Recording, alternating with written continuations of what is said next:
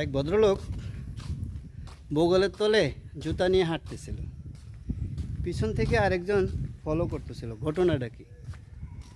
এই লোক জুতা পায়ে না দিয়ে বগলের তলে নিয়ে হাঁটতেছে। আজকে দেখব সে জুতা কোথায় পড়ে।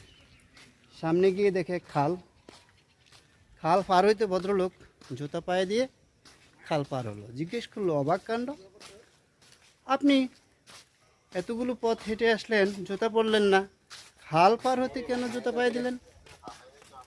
তখন লোকটি বলল, আরে মিয়া, আপনি তা বুঝবেন না।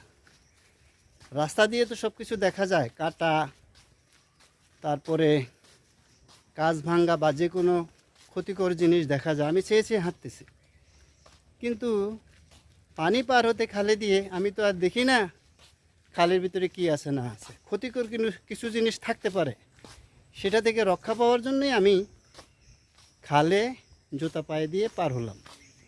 ধন্যবাদ।